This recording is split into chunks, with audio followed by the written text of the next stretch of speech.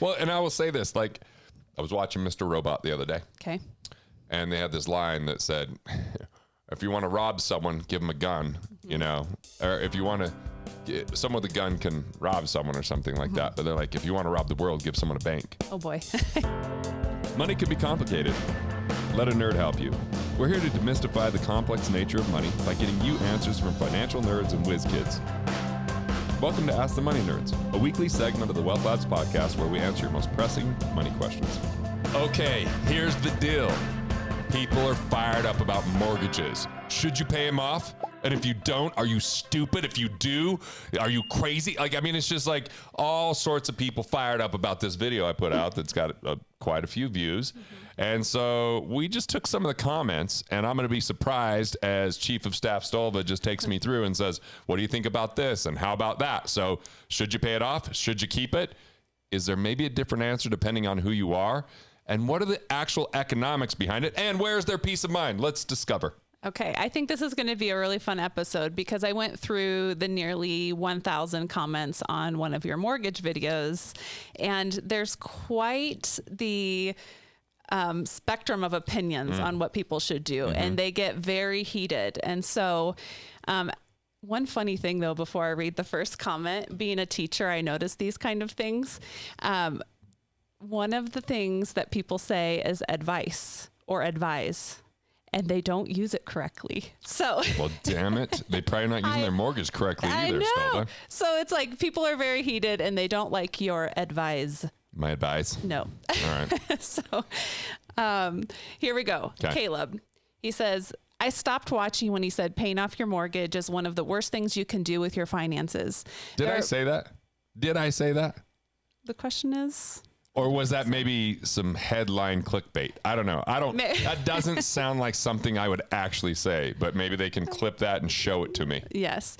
There are multiple ways one can handle a mortgage. There's no one size fits all approach. I agree with that. Yeah. Right? Paying off your mortgage early is a good option, but not for everyone. Definitely not one of the worst. I don't subscribe to paying your mortgage early, but I will never say it's one of the worst finance decisions one can make. So that's a pretty moderate comment. Right. I would say it's more about like how we go about paying it off could be some of the poor decisions that are made. I mean, I was in a place just recently where I'm like, should I pay off my mortgage? Yeah. And I decided not to. I decided to refinance, lower the interest because I'm earning more on a guaranteed basis than what I'm paying. I've got something that's got a guaranteed minimum 4%. I'm paying 3%. That means I'll actually have more cash in the future and options by not paying it off. The reason I considered paying it off is like, well, I don't ever have to worry about it. And going through a refinance is kind of a pain. But I decided, you know what? I'm not going to stay here forever. And it's not the worst thing ever, but I've seen people pay extra, go to biweekly payments, you know, and what they do is they trap money in equity jail because if they want that money back, they have to refinance or get a line of credit against it. And if we're in a troubled time like 2008 was, or the year 2000 was, or even what we saw in 2020, is the banks love to lend money to people who don't need it. But you're in a tough situation where you lose a job or you don't have good cash flow and you haven't paid it off in full, you've got that equity in there and you can't tap into it. And it's not earning anything in there, even though I get maybe you have less that you owe, so you're closer to paying that off. And so there's an argument in both ways. But here's one of the big reasons that I'm not pro paying it off for a lot of people. Okay, tell us why. How much money are we going to add into the economy through this stimulus package? Way too much. Trillions. Yes. So when we add that money without any value creation, we lower the value of our existing money over time, right? Yeah, it tends to create inflation. Power. Inflation hurts your buying power, purchasing power, but it helps your payment on a fixed loan.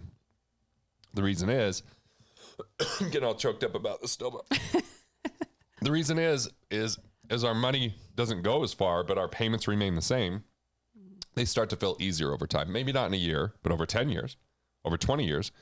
And so what if you're using these hard-earned dollars that are worth more now to pay that off than actually putting them to productive use in buying assets or creating cash flow?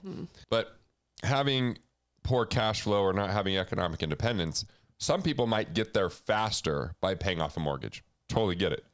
If you can only earn 1%, but you're paying 3%, you should pay that off.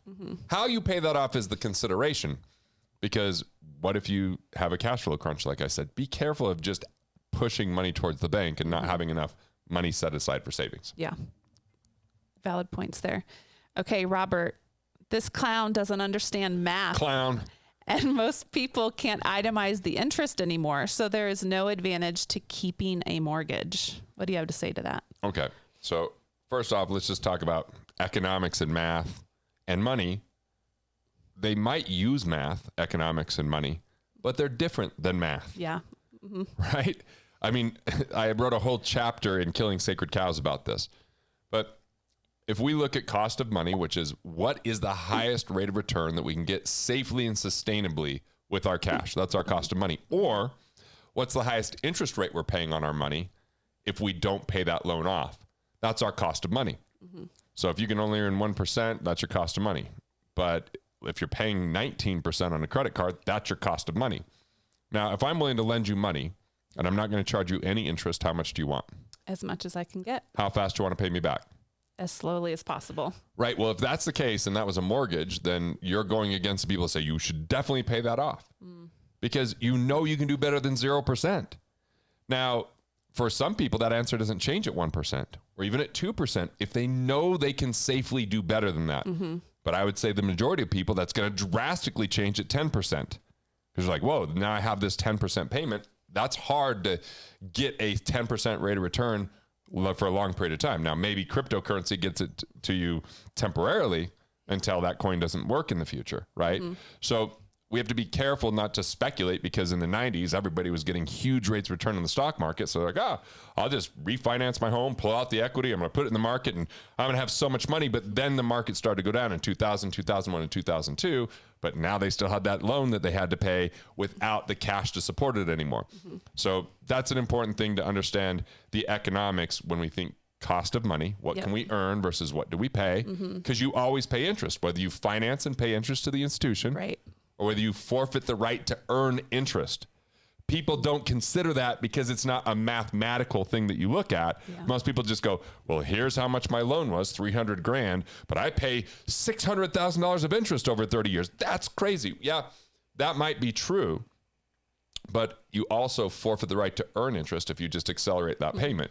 And what I've heard some people say in these comments are things like, well, once I paid off my home, my finances have exploded because I'm earning so much money. I'm like, well, if they were going to explode so much, then why did you waste it paying off a 3% loan if they are doing so well? So we have to use economics to really get to the bottom of this and understand it. But what supersedes all of this, I get it, is the individual and their peace of mind. I don't care if you can earn 5% and you only have a 2% mortgage, because some people are getting really low interest rates right now. If you can't sleep at night, or you're getting in a fight with a significant other about it, it's not worth the economics. You got to consider like what's going to make you feel better. And life is about having some happiness, not just waiting till one day, someday. Most definitely. In your opinion, Garrett, why does it make so much sense in certain situations, like with credit cards and the cost of money, but when it comes to people applying that to paying off their mortgage and considering that information in a new situation, what's the reason for like the lack of transfer of knowledge? It's a big payment. Okay. So you're like, if I could be out of this payment. Yeah. The second thing is an amortized loan. When you look at it, the first year you're paying mostly interest and very little of principal. When people see that, it's very frustrating. Like, and are most mortgages amortized loans? Most, yeah. Okay. So the ones that aren't are lines of credit. Home equity lines of credit. Yeah, the HELOC. Right. Those are not amortized. Those are usually interest only. And there are interest only loans. Sometimes interest only loans require a bigger down payment or having a certain amount of collateral, meaning some money that's sitting in a bank account. Like I was going to do interest only on my mortgage, but because our market's so hot in real estate, there's no home for the last year that's comparable. Yeah, because the only homes that have sold in my neighborhood are ones that they bought, tore down, and rebuilt. So they're comparing my home, which is new in the last 10 years, to homes that are 50 years old that people bought to tear down. So I just ended up going with the 30-year. And some people are like, well, they might think I'm crazy because of the interest I'm paying up front. But at the same time, I'm freeing up that cash flow. I can use that money to create cash. And so let's just use easy numbers. Let's say whether it's $100,000 or $1 million. If you take and pay that off, what could that $1 million have earned? Like right now, I know what I can get on that $1 million, and it's really good. I just bought some land that I think is worth a lot more than I paid for it, right? Or, buying a business. There's a lot of things I could do with that maybe I could earn a lot more than 3%. Now, if I couldn't, or if my wife was like, I just feel so much better paying off the loan, well, we could pay that off and go, okay, we saved 3%. That's nice, but we don't have that payment. But if we want to get deeper in the psychology of this, in the Great Depression. Oh, yeah. This is good history. The banks could actually call your notes. So back then, maybe a mortgage is $5,000 and people didn't have $5,000. And then the depression hits and the banks go, oh, we need that money. And they're like, oh, I'm sorry, I can't do it. And they're like, great, you're out of your home. We now take over your home. So those notes were callable. The only notes that are even close to like that are balloon payment notes, which could be 5 years, 7 years, and then you have to either refinance or pay it off. And so that could be a risk. You don't see that very often with a home, but otherwise, any mortgage you have, as long as you make the payment, they can't kick you out, where they used to be able to do that. So it's almost like folklore where you get it handed down like, well, my grandfather said if I pay off my mortgage that nobody could ever take that home from me. Well, that's not actually true, because if you don't pay your property taxes, you'll actually get a tax lien, and you might have an investor that takes over that house because you're in default on your taxes. So there's partial information, but it's a lot of charge around emotions, because this was devastating to someone, a long time ago that you care about. Yeah. And there are several comments in the video that talk about, if you own your home, no one can take it from you. And so you just touched on some of the other comments down the way. And I have no problem if someone wants to pay it off. Sure. How are you going to pay it off? Because let's say that you're at a 15-year loan, you're making extra payments anytime you can. And then all of a sudden, look at how many jobs were lost in 2020.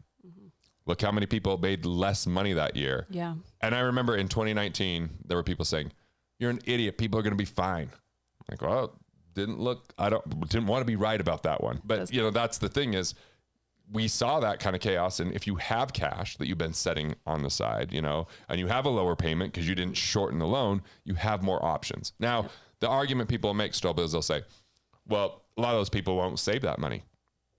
Well, if those are the people that aren't going to save those dollars, shortening a mortgage or forcing a higher payment because they're not responsible with their money puts them in a lot of danger, right? Because now maybe they're racking up credit cards because it's too high of a payment, or they still don't have any savings and it's a higher payment. At least with the lower payment, if they're kind of a train wreck, they hopefully still have a chance at the end of the month and they don't lose their home. Okay. Should we go on to the next comment? Sure. Okay. Am I a clown still? They said I was a clown. Solid Snake says paying a mortgage early makes you richer earlier, makes you free from being a slave to the lender. Don't listen to that fool. So you went from a clown to a fool. Well, and I will say this, like I was watching Mr. Robot the other day. Okay. And they had this line that said, if you want to rob someone, give them a gun, or if you want to someone with a gun can rob someone or something like that. But they're like, if you want to rob the world, give someone a bank. Oh boy. And so I agree. Like it's insane. It's kind of true. Like when you think about it, like some people have said, he must work for the bank. No. If you can never have a mortgage because either A, you're willing to rent, right? Or B, you've got the cash to pay for this up front. That's one thing. But most people have a mortgage and now they're trying to get out of the mortgage by paying it off early, and how they go about doing that is really dangerous. Yeah. So it can put a person in a very peculiar situation, right? You're talking about optimizing cash flow and making sure people have liquidity, have money in savings, so they are not threatened when surprises come along. And considering your mortgage and the payments and that whole process is a piece of your philosophy around money. Well, here's the real issue. People are buying things they cannot afford. Like when we were driving up here today, I'm like, hey, guess what? If we didn't have student loans, or we didn't have health insurance, or we didn't have mortgages, everything would be 1/10 of the price. It would be 1/10 of the price, because if you had to pay cash to buy a home, we wouldn't be buying $5 million homes and, $1 million homes. What would happen is people would have to be a lot more diligent with their money in order to get into a home. And because we're buying based upon extraordinarily low interest rates, so we can get a lot bigger home for the money or a lot more expensive home for the money, we're not looking at the purchase price. We're looking at the payment. Now, when people get payments on homes, they don't think, well, what if the water heater goes out? What if there's an issue with my plumbing? What if something breaks because we just ran out of propane here? What if the pipes broke or something or froze, or we had our deck break last year? Or there's just always things. And then when I bought my first home when I was married, I bought a home when I was in college, a townhome, but when we bought, I actually put lawn chairs, and I was dead serious in one of the rooms, and my wife was like, those don't get to go in the house. I'm like, well, we don't have the furniture. She's like, we're going to buy the furniture. So we end up with all these additional expenses, more expensive homeowners insurance, buying water softeners, buying water treatment systems, putting in a yard, putting in a sprinkler system, putting in a garage door opener, putting in a mailbox. These were things that when I bought my first house, I didn't think about, that we end up spending more money on, and the furniture and the payment and the taxes. Still with the taxes too. So people are looking at their payment before they consider all of the other factors. And so there's a lot of people buying homes they can't afford. They're buying homes based upon best case scenario, based upon things not changing and not giving them room to save money. And so now they're being told, well, if you didn't have that mortgage, life would be better. And I get it, but not overextending yourself in the first place would have been a better idea. Yeah. And right now might be a time not to have to do that. There's a lot of places, a lot of people that could sell their homes and make money on it right now. The problem is where you're going to live. Right.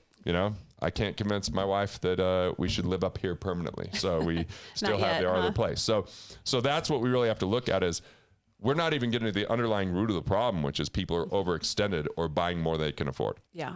Those are very good reminders that being a homeowner is not just about the monthly payment, but everything that comes along. And it's not really an asset. It's a lifestyle asset, but it's not a cash flowing asset unless you're Airbnb-ing the spare rooms or the basement or something like that. It's cash going out, not cash coming in. Yep. Okay. So next one, baked ziti. Okay. I could use some baked ziti right now. Ziti. All right. I love that stuff. Do you ever wonder how people come up with their YouTube social media names? I think they're really high and they're like, I could go for some baked ziti right now. Or back in my day, AOL Instant Messenger. Well, my wife still has a Yahoo email. Okay. Yahoo. My little messaging name was so ridiculous. One of my best friends still using his Hotmail. Hotmail. Ooh. Hotmail. All right. Baked ziti threw you off. You got your head into ziti. I'm thinking breadsticks and Italian food, and I offered to take you to Olive Garden today. I have not been there in over a decade. I used to think that was fine dining. Oh yeah, that was the hot spot. All you can eat bottomless pasta and breadsticks, and salad. Sorry for anyone who thinks that's fine dining. Okay. All right. Big ZD says, so we are looking at not paying off the mortgage so the bank can take it away. Pay off your mortgage so you don't get fleeced by the interest on that loan. You end up paying more on that than what the home is worth when you add it all up. Free yourself from the debt and the largest expense you have, and turn that freed money around and invest it and get more back from your investments than you are paying in interest. Plus, if you have a financial crisis, you have free and clear home where you can use the equity to get a HELOC. The banks will gladly throw you money to get you a 10% HELOC. Well, here's the thing. It's true that there's times when HELOCs are really easy to get, but then there's other times where they just cut them down and don't let you have full access to it. And is that something they can do without communicating with you? It's just usually in the contract. It could just be like, okay, we're reducing this, right? Because they don't think the underlying asset is worth as much, or there's too many defaults. They're making the rules essentially. Right. So here's the conflict I have with this. Pay off this huge debt and then you'll earn more interest than you were paying. Well, then why don't you earn more interest from the beginning? Like, I get that there's more interest, but we have to go back to the thing. We're always paying an interest cost, whether we pay cash and forfeit the right to earn it, or whether we finance and we pay it directly. Yes. Most people only consider what they're paying directly because that's the obvious thing. But we have to look at the elusive obvious with economics.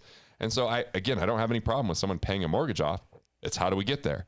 Yeah. Locking money away in the bank? No. Paying extra payments? That doesn't make a lot of sense. Setting money aside, lowering your payments so that you have a lot more flexibility, potentially getting tax deductions depending on what the rules are and how much it is on the mortgage interest. That should be a minor consideration, not the consideration. Yep. Some people in the past have been like, it's all about getting that tax deduction. Well, I don't believe in spending $1 to save 37 cents. That's the tax tail wagging the dog. Now, if I consider what the tax deduction is and it says, well, that's a 4% loan, but after taxes, it's more like 3% because of that benefit. Okay, I just take that into consideration, but it's not the consideration. It's only a consideration. Yeah. So what if you just went from if I pay cash for a home or I finance it for 15 years or 30 years, but it's always 5%. I can earn 5% or I pay 5%. And we're assuming that a 15 and 30 year mortgage is the same interest rate, which it's not. Which one's usually less? The 15. Yeah. Because they're incentivizing you to make a higher payment to them because they're in the cash flow business. They have more interest rate control because, if you're 30 years, like right now, if the bank's lending money for 30 years, they're getting a pretty low interest rate compared to what they got in the 80s when it was double digit, right? Now it's like, you can get a couple percent depending on are you doing a 30 year or 15 year. So if I'm paying cash, I forfeit the right to earn that 5%. So the amount of interest I forfeit is the same amount as the interest I'd pay on a 30-year mortgage if I financed. So let's get that clear. Yeah. If I pay cash, I forfeit 30 years of interest earning, which is the same number if I'm earning 5% as what I'm paying if I have a 30-year mortgage at 5%. Yeah. Now, if I have a 15-year mortgage, but I just make the same payment, or I have a 30-year mortgage, but I make the exact same payment as a 15-year, guess what happens? If it's the same interest rate, it pays off in 15 years because we always pay interest. And if it's the same that we're earning or paying, now, if that's the case, you have to ask, is it better to have cash so I have it on hand if I need an opportunity, if there's an opportunity? Or does it just feel better to have it paid off so I could sleep at night knowing that mortgage is taken care of? And that's a personal preference. Right. And for some, this if is you're not a reckless, one-size-fits-all approach. And I think that's some of the reason why people get so heated on this topic is they feel like if everybody paid off their mortgage, that's the best way and the best plan. But just like you talk about in other areas of your money philosophy, is it's about your personal situation and your peace of mind. And there are some hard and fast rules, for people to consider cost of money. Like everybody, write down cost of money, study it when you're considering investments, making purchases on a credit card or a home, like pay attention to that detail, pay attention to cash flow. And some of these things will begin making more sense. In corporate sense. finance, it's called hurdle rate. It's the same as cost of money. Okay. I just think most people don't consider cost of money because we've been fed a bill of goods. And this is what it sounds like. Diversify your money, right? We hear that into all a the time. portfolio. Yep. Low cost, that's better than high cost, typically. Index funds. But before you do that, pay off your loan, right? Unless it's someone who only gets paid on you investing money with them. And they're like, no, you want to pay for a manager and you should go there because you're going to earn more than with your mortgage. So everybody has an agenda, right? And I'm sure this is what people are skeptical. They're like, well, how do I get paid? Some people go, he must work for the bank. The banks are paying me $0. I'm not a fan of the banks. Right. Right. I'm creating my own family bank so that we completely never use banks in my family in the future. The second thing is, then am I pro the stock market? No, I'm not. I haven't had money in the stock market since the year 2000, and I haven't ever recommended it since then because I used to have the Series 6 and 63, which meant I could sell funds, and get paid commissions. But then I realized I don't really believe in most of the companies that people are investing in. Yeah. And there's this thing called fiduciary responsibility to the shareholders, not to the employees and to clients. And I kind of like triple win versus one-sided, lopsided, only going after, the people who are already wealthy and giving them more. I'd like to see all of us be wealthier. I think there's something called abundance. I don't think that it's like we take from the rich and give to the poor. People are still poor if they didn't know how to earn it, right? And create that value, which, by the way, how crazy is it that Robinhood shut down trading when everything was I'm like, what they meant was they were robbing from the average person, not that they were going, oh, we're taking from the, no, like it's so annoying that they all have those agendas. It was a very ironic situation. Just a side note there. But you're touching on the next comment that I was going to read where James was saying, this is an idiotic video. I paid down my mortgage. I have over $1 million in the bank and I paid it off so I could put more money in the stock market. Well, if the stock market is so good, move, right? If the stock market's so good, then why didn't you do it in the first place? Let the stock market do so well and then pay off your mortgage faster. It's because it's not guaranteed. It's because there's fees and high frequency trading that is skimming money out. And there's companies that don't make it and go out of business. And there's downsides to that stock market eventually, because we've seen bad times, and then we've seen times that should be bad, but somehow we keep artificially propping that up. And eventually there's going to be a reckoning with that. Yeah. So look, good job. You got $1 million in the bank and you don't have a mortgage. I have no problem with that. But where's the judgment coming from? Like, Seriously. is that the path for everyone? And is it about bragging and saying, look what I've done? Or is it about helping and saying, well, what's your situation? Maybe the best thing is that you actually build up some liquidity and savings. Maybe it's that you invest in your skill set so that you could earn more and you find a career that's right for you, versus being like, I'll be able to live my life once I paid off this mortgage. And here's the weird thing, Stolba. Like where we're at here, this is paid. I paid cash for it. Yeah. I didn't become more arrogant at that moment and go, hey guys. But sometimes when people pay off their mortgage, they now have arrived. There's nothing else they can learn, and they're going to judge you if you didn't follow the same path that they did. Hey, now that I've paid off my mortgage, I'm perfect. No, like, great. Congratulations. That's awesome. But maybe you just did it at the right time. Right. Because there was a time when I made a ton of money in real estate, not because I was skilled or gifted. I just bought it at a time where everybody was making money at that time. And so if you started paying off a mortgage from 2002 all the way to 2008 and you really accelerated it, you're probably fine. But if you started in 2005 and then you were only halfway there and 2008 hit, there was a lot of people that lost their jobs. There was real estate values that drastically decreased. There were people that got their lines of credit cut from under them. There was a lot of factors. I want people to think about the methodology to be safe, stable, and secure and strategic, not just blindly handing money over. All right. So Phil says, sorry, but yours is a very surface analysis and ignores the delta. Your plan works when it works, but again, ignores all the unforeseen possibilities which might occur. Well, and look, what does he mean by delta? I don't even know, like the delta. I don't know. But the unforeseen things could be you're taking investment risk. So he would be right if you're taking investment risk. But the other unforeseen things are you're putting extra money into a mortgage and don't get there before you have a cash flow crunch. The bank cut your line of credit, which you were relying on. And then when you actually needed it, you couldn't get access to it. Yikes. Right.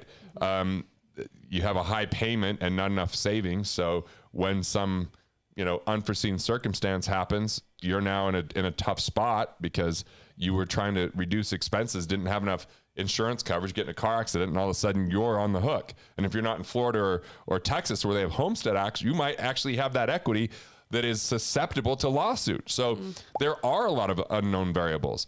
And where he's absolutely right is, I don't know where people are going to invest their money. I don't know what return they're going to get on that money.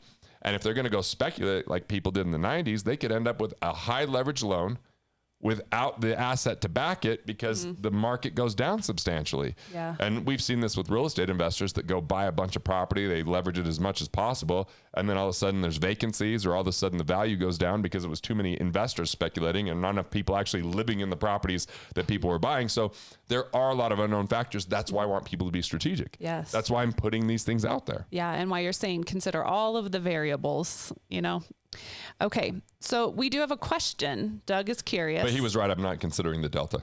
Okay. The only delta I'm thinking about is a flight that I have later. So Doug, I like this. He has a question and is curious. So is there a simple formula to determine whether or not it's a sound investment to refinance my mortgage?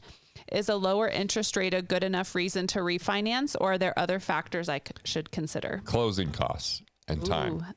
So there's a sheet that's really like the one page usually, or maybe it's 2 pages, and it'll say loan origination fee and the title fees, right? And the reports and the appraisal fees. And so depending on your origination fee, it might be 0.5%, maybe on the high end, 1%. That's one factor. But the second thing is called back end points. So the way back end points work is, maybe right now you could get a mortgage for 3%, but your mortgage broker gets you a 3.5% mortgage because he's getting paid for selling you a higher mortgage interest rate. Oh, those are back end points. So you got to be careful with that. Yikes. And how competitive that is. So that's, and will they lay that out clearly, or do you have to know to ask that? I mean, look, if you know, then there is the truth in lending disclosures, and you can figure out that what they're actually getting paid. Absolutely. But because it's not coming out of your pocket directly at closing, people don't think about it. Right. So when it's just included in your monthly payment. Right. So, and if you're like 2 years into a mortgage and you refinance, and you go back to a 30-year, you're back at a higher higher percentage going towards interest in those first couple of years. So I refinanced. It took longer than normal because in that loan, we put it in my wife's name because she has less liability than I do, was one factor. We like to keep our credit separate, even though we moved it into a deed where we own it together, because if there was ever a late payment or ever something, we don't want it impacting both of our credit, because my credit's really important with our business accounts and all those kind of things, right? So you have to look at, it took us a while, took us time, took effort. And we calculated that we're saving over $1,000 per month, but that's about a year's time to cover all the true expenses associated with this. So if we were going to sell or do anything in the next year, it's not really worth it. So after that, I'm saying, well, I think we're going to be here for 3 to 5 years. So it's worth the refinance. It's worth the extra effort to get it done. Okay. So Emmanuel says, you forgot the compounding variable. When you pay extra on principal, you are deducting months on the end of your amortized schedule. Amortized schedule. Or in this instance, he said table.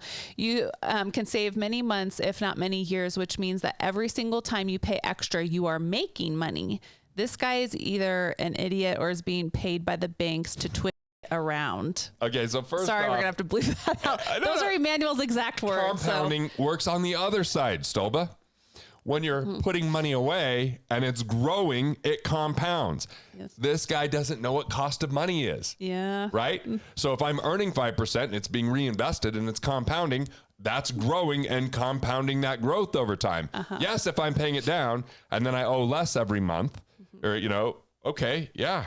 And I pay extra. So you're right, you can shave time off the back, but if you're paying 3% and earning 5%, I'm going to actually I'll have the ability to pay it off faster than the person who's paying extra to the mortgage.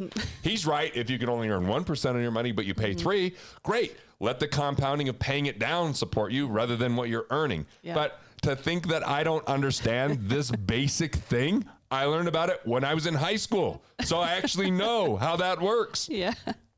This is a good time to remind people or direct people to the video that you did about compounding interest. You had a little rant about it. We can put a link in our show notes. It's not as good as you think. Yeah. And do you want to touch on, is it compounding interest? How was that worded? There's a couple factors. Yeah. When you have to pay tax as you compound, if you don't pay the tax out of the account it's compounding, it creates a compound tax because your taxes start going up, which still you're earning, so that's fine. But the other thing is when we neglect cash flow to compound, there's a compounding effect when we get economically independent and we can choose to work on a daily basis versus have to work. And then all income we earn can go into buying assets. That's a compounded effect. But most people are thinking, well, 30 years from today, I'm going to keep reinvesting my money in the same account and I'm going to get this exponential compound growth. But the thing is, find the people that really got that. Who do you know? I could think of Coach Dupin, my coach from junior high. He was walked everywhere, had a tiny house before they were popular, and just saved and saved and saved and compounded. And it worked for him. But when I became economically independent, and then I could take all of the income and reinvest it in the projects that we're up to, there's a compounding effect there as well. Absolutely. So I think that this best things come to those who wait, or compound interest. If you wait long enough, how do you know if it's going to work? And what if any of the companies fell along the way? And what's going on with your investments? And what if there's downturn during part of that? They're not considering other factors. Yeah, and it's not the miracle that it was made out to be. No, Einstein never said it was the eighth wonder of the world, even though it's misquoted all the time. Security National Life in the 20s misquoted him from a conference in Austria. In 1920? Yeah, we did the research. That's a long time to be believing a lie. Yeah. So... All right. It's like saying E equals MC squared is actually a formula for the bank of why you should do a 15-year mortgage. I mean, it's that asinine. Okay. This is the next comments from Nebelful on YouTube. If you are going to do this, wouldn't it be better to set up an offset account to put your money into to offset the interest rate on your home loan, i.e. paying lower interest? The more you pay off your home loan, the less interest overall you pay. Is this guy drunk? Well, I mean, look, if you have an interest-only loan and you pay it down, it's going to lower your payment. If you have an amortized loan, you can pay it down. It doesn't lower your payment, but it shortens the term. So that's my concern is if you're only shortening the term of your loan, but not lowering the payment, you're actually harming your economic independence number. And why do that? Like, I don't know. I mean, again, it comes back to what can you earn versus what you pay? What kind of peace of mind do you have here? So if the objective is to pay off the loan, I have no problem with that. What is your method of getting there? What's going to give you the most options? What's going to keep you the safest? And the arguments of, well, if someone doesn't pay off their home, they're just going to waste the money if they don't do a shorter loan. I'm like, well, guess what? They're probably going to not be good at paying that mortgage if they're going to just waste the money. Like we have to look at the logic the whole way through, not just in one argument. Yes. Okay. So that's all the comments that I have for today from your YouTube video. I'm just going to end with fool, and idiot. I felt twisted and drunk. It's almost like watching a Dave Ramsey video with him calling his viewers idiots and stupid and wrong, you know? I'm just fine think, with it. It's good to have passion, even if it's misguided. I guess so. I mean, I don't know if anybody has the right to go around calling people fools and idiots, especially hiding behind technology. But we're here to educate, and that's our whole it doesn't hurt my feelings because I'm rubber and they're glue. What bounces off me sticks on you. I mean, it's right. Like, I've never read a YouTube comment and had it ruin my day. Yeah, that's true. Like I do. Here's how I read it. When people are really harsh, I'm like, they must be in a lot of pain. And I feel for them. I've been there. I've been frustrated and felt lost or felt unheard or all that kind of stuff. So I get it. Like, totally. I don't take it personal. If I did, then it's probably something that I need to look at in myself. It's a good reminder to stay open. Like we can't always enter into situations and think we have it all figured out. And Trisha, who answers these questions, gets pissed about it sometimes. It's easy to get riled up, but we're going to end on a high note. We have 3 positive comments. AskTheMoneyNerds.com. Go there. Yes. That's one high note. Yes. Please go there. Ask us more questions, we'll mortgages, answer. Or related to another topic. We'd love to hear from you. Tell me why I'm an idiot. Ask me about crypto. Matt says, this is great advice that I've never even considered. Open-minded. Nice. Awesome, hey. Matt. That's why we did the video for Matt. Yes. And I'm not going to pronounce this right, but I'm going to do my best. Elim Porta 2 says, Jesus giving advice. That's cool. Yeah. Money, just the hair. I don't have the powers. And then Brendan says, hey, Gigi, thanks for this video. I'm looking into more of what you are sharing for my benefit and the benefit of my clientele. This is a good video. So awesome. I don't even think it was my best video. I remember filming it. Yeah, and it was a while ago. I was like all over the place because I was thinking about. So I get like some of the criticism. It's fine. It just happened to get a lot of views and a lot of anger towards it. Yeah. Like, man, these people need a hug. Everybody needs hugs these days. Even if you pay off your mortgage, you're still lovable. Yes. Let's hug you. So everyone remember cost of money. Look into that. Consider all of the factors, the variables in a situation before you make a hard, fast rule about what you or other people should or should not do around your mortgages. And that's it. We'll end right there. All right. Remember, turn your thoughts into profits and build the life you love. Want to master your money? Want to figure out the things that you could do to improve your finances? Click here and check out more videos like this on Money Matters.